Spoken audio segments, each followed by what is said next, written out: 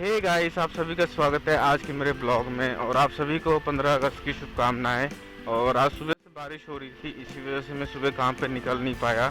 और 15 अगस्त की वजह से छुट्टी भी है, मतलब आसपास हर जगह।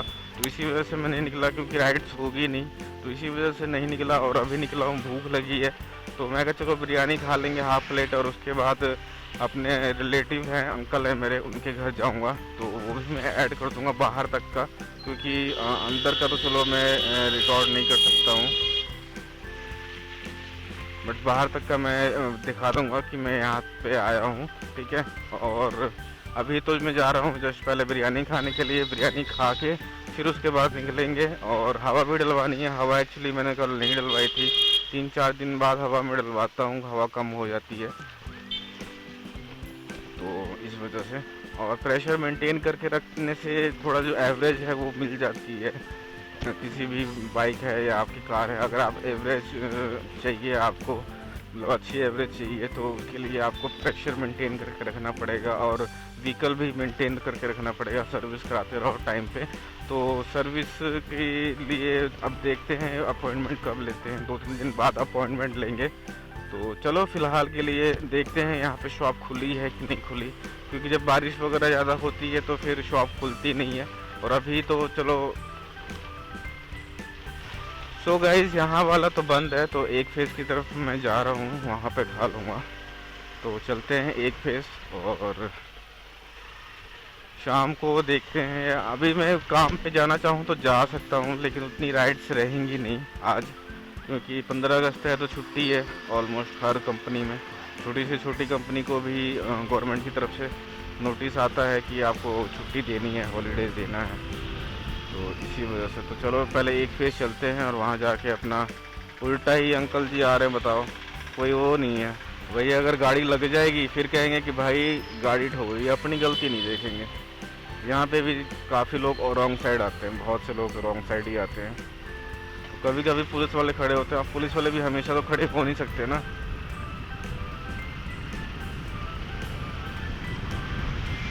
40 के बाद जाते ही वाइब्रेशन भी कम हो जाती है, और पिकअप भी ऑलमोस्ट ठीक हो जाता है। तो 40 के नीचे क्या प्रॉब्लम है, गाड़ियाँ सही स्ट्रिक्ट नहीं होती।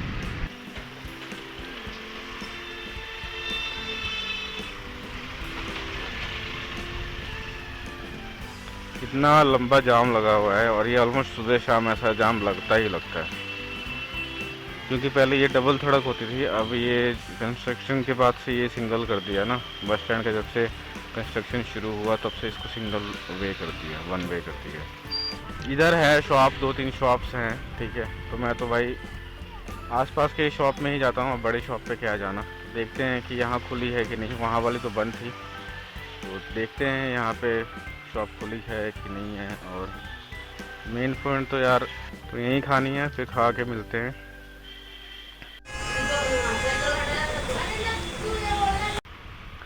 सो गाइस, बिरयानी तो मैंने खा ली है, और काफ़ी अच्छा था।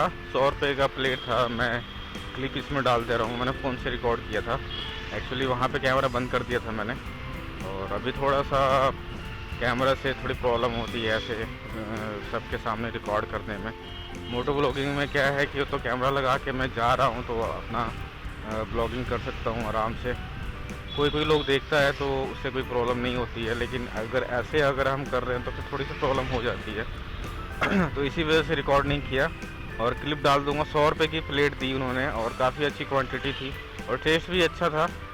और जहाँ मेरे पास जो जो घर के पास मिलती है, वो प्राइस के हिसाब से, मतलब वेट के हिसाब से मिलती है। हाफ के जी देता है वो 110 का, और यहाँ पे दिया 100 रुपीज़ का, ऑलमोस्ट उतना ही होगा। बट पीसीस कम थे, वहाँ पे पीसेस मिल जाते हैं, 4-5 पीस मिल जाते हैं हाफ में, और यहाँ फुल बोल के 3 पीसेस दिए हैं। तो चलो ठीक है, अभी हवा डलवा लेते हैं, उसके बाद चलते हैं रिलेटिव के पास। हमें अब इधर से जाना है, इस साइड से। तो पहले रास्ता था यहाँ पे, अब फुटपाथ बना दिया है। तो लोग भी क्या करते हैं, फुटपाथ पे ही चढ़ा लेते हैं अपनी बाइक या एक्टिवा को, और यहाँ से चले जाते हैं। जो इधर रहते हैं तो उनके लिए तो प्रॉब्लम हो जाती है ना।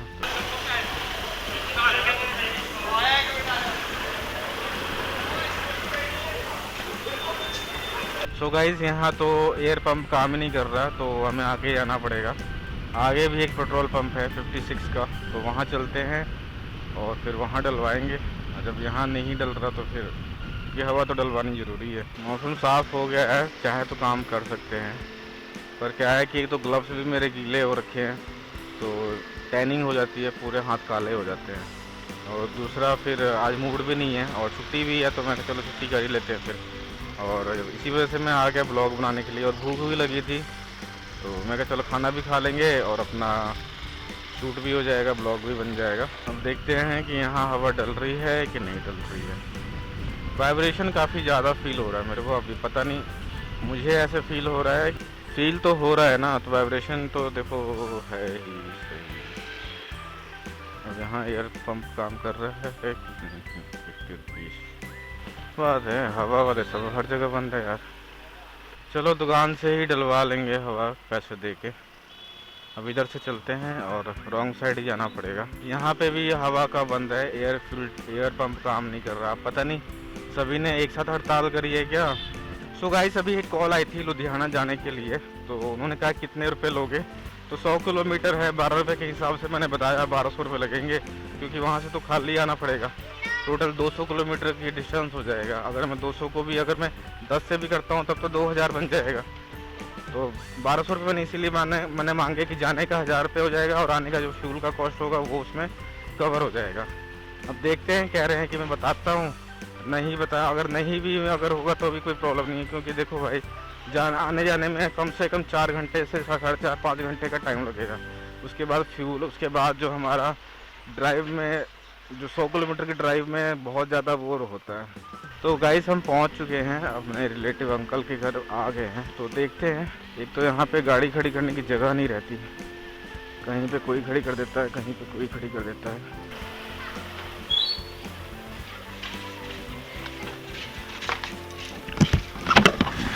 सो हे गाइस, जैसा कि मैंने बताया था, कॉल आई थी मेरे पास लुधियाना जाने के लिए, तो सामान लेके आना है छोटा मोटा।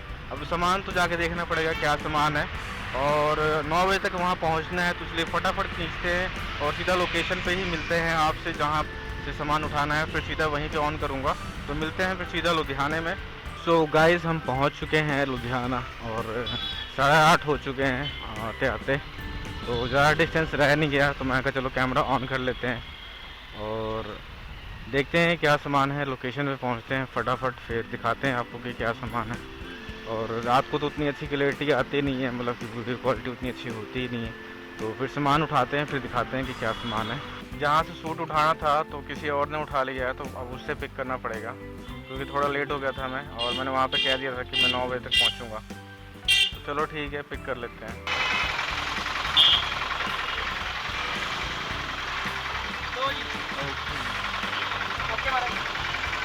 सामान हमने उठा लिया है, और उस टाइम जब कॉल आई थी तो मैं कहीं और था, मतलब अपने रिलेटिव्स के पास था, तो मैंने कहा टाइम लगेगा थोड़ा सा, तो उन्होंने पता नहीं उस टाइम तो कहा था कि आप चले जाना, ठीक है कोई बात नहीं, 9 बजे तक पहुंच जाना।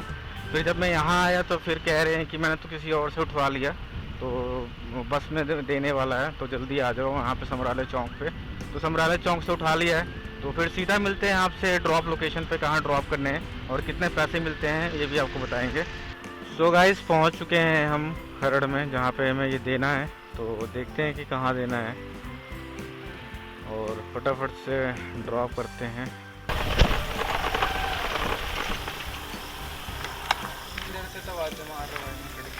भाई मुझे लगा उन्होंने खुद फ़ोन कर लेंगे, नंबर दिया नहीं। सो गाइस ड्रॉप कर दिया है हमने सामान जो पिक किया था लुधियाने से, और 1200 रुपये लिए हमने 200 किलोमीटर का, टोटल 160-70 किलोमीटर ही हुआ था वैसे तो, और 1200 रुपये हमने लिए हैं, जिसमें से 300-350 का मेरा फ्यूल लग गया होगा, या मैक्सिमम 400 का, बाकी अपनी अर्निंग हो गई है। तो फिर आपसे मिलते हैं कल की वीडियो में। टिल देन आप अपना ख्याल रखो, फिर मिलेंगे, गुड बाय।